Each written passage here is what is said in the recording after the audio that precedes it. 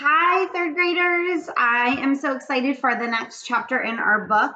So, we have been reading The Witches by Ronald Dahl, and we learned that our character was in the ballroom. Remember, he was practicing training his white mice, and all the women came in for the Royal Society of Prevention of Cruelty to Children meeting, and he realized that they were witches. Remember, they put their hands up under their wigs and they all had gloves on. And so he almost fainted, but he remembered they don't have any reason to think he's there. So he has to stay absolutely quiet. Today's chapter is called Frizzled Like a Fritter. You know what a fritter is? A fritter is kind of like an elephant ear type thing, but it's an idiom, frizzled like a fritter. All the women, or rather the witches, were now sitting motionless in their chairs and staring as though hypnotized at somebody who had suddenly appeared on the platform. That somebody was another woman. The first thing I noticed about this woman was her size.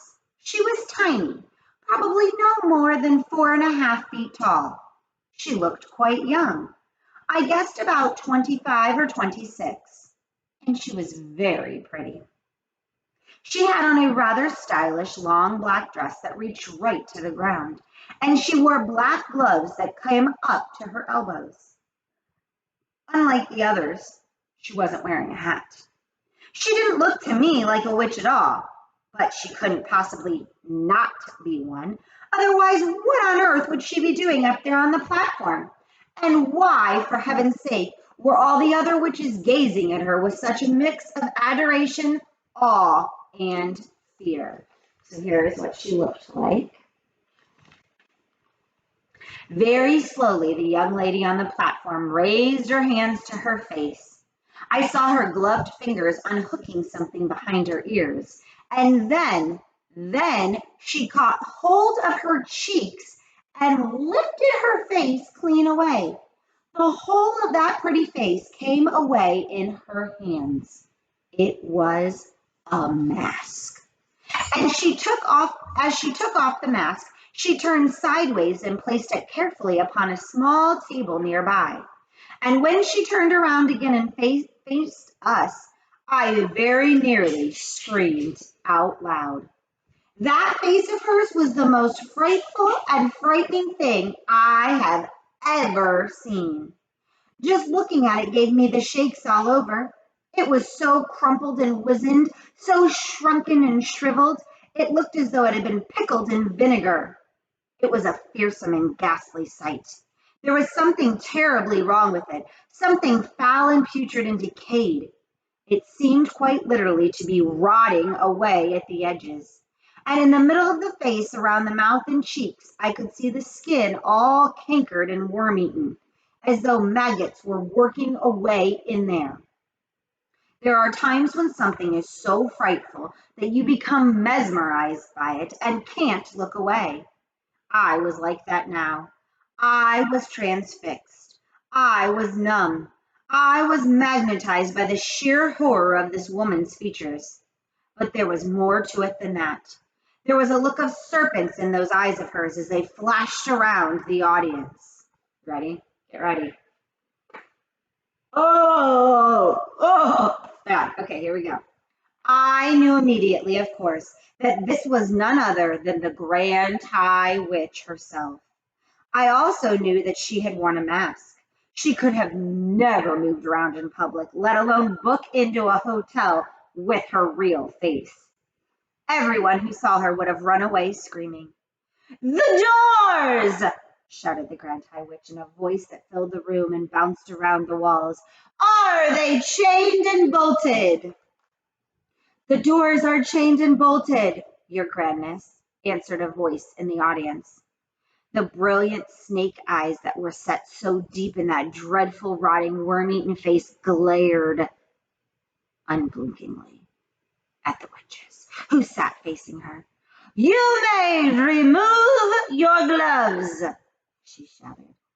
Her voice, I noticed, had that same hard metallic quality as the voice of the witch I had met under the conker tree. only it was far louder and much, much harsher. It rasped, it grated, it snarled, it scraped, it squeaked, and it growled. Everyone in the room was peeling off her gloves. I was watching the hands of those in the back row. I wanted very much to see what their fingers looked like and whether my grandmother had been right. Ah, yes, I could see several of them now. I could see the brown claws curving over the tips of the fingers. They were about 2 inches long, those claws, and sharp at the ends. You may remove your shoes, barked the Grand High Witch. I heard a sigh of relief going up from all of the witches in the room as they kicked off their narrow, high-heeled shoes. And then I caught a glimpse under the chairs of several pairs of stockinged feet, square and completely toeless. Revolting they were, as though the toes had been sliced away from the feet with a carving knife. All right, there's their gloved fingers and their toeless feet. You may remove your wigs, snarled the Grand High Witch. She had a peculiar way of speaking. There was some sort of a foreign accent there, something harsh and guttural, and she seemed to have trouble pronouncing the letter W. As well as that, she did something funny with the letter R. She would roll it around and around, but in her mouth like a piece of hot pork crackling before spitting it out. Remove your wigs and get some fresh air into your spotty scalps, she shouted. And another sigh of relief arose from the audience as all the hands went up to the heads and all the wigs with the hats still on them were lifted away. There now appeared in front of me row upon row of bald female heads, a sea of naked scalps, every one of them red and itchy looking from being rubbed by the lining of the wigs. I simply cannot tell you how awful they were, and somehow the whole sight was made more grotesque because underneath those frightful scabby bald heads, the bodies were still dressed in rather fashionable and pretty clothes. It was monstrous. It was unnatural. Oh, heavens, I thought. Oh, help. Oh, Lord, have mercy on me. These foul, bald-headed females are child killers, every one of them, and here I am imprisoned in the same room, and I can't escape. At that point, a new and doubly horrifying thought struck me. My grandmother had said that with their special nose holes, they could smell a child on a pitch-black night from across the other side of the road. Up to now, my grandmother had been right every time. It seemed a certainty, therefore, that one of the witches in the back row was going to sniff me out at any moment, and then the yell of "Dogs droppings!" would go up all over the room, and I would be cornered like a rat. I knelt on the carpet behind the screen, hardly daring to breathe. Then I suddenly remembered another very important thing my grandmother had told me. The dirtier you are, she had said, the harder it is for a witch to smell you out. How long had it been since I had a bath? Not for ages. I had my own room in the hotel, and my grandmother never bothered with silly things like that. Come to think of it, I don't believe I'd had a bath since we arrived. When had I last washed my hands and face? Certainly not this morning, not yesterday either. I glanced down at my hands.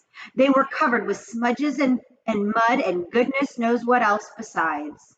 So perhaps I had a chance after all. The stink waves couldn't possibly get out through all the dirt.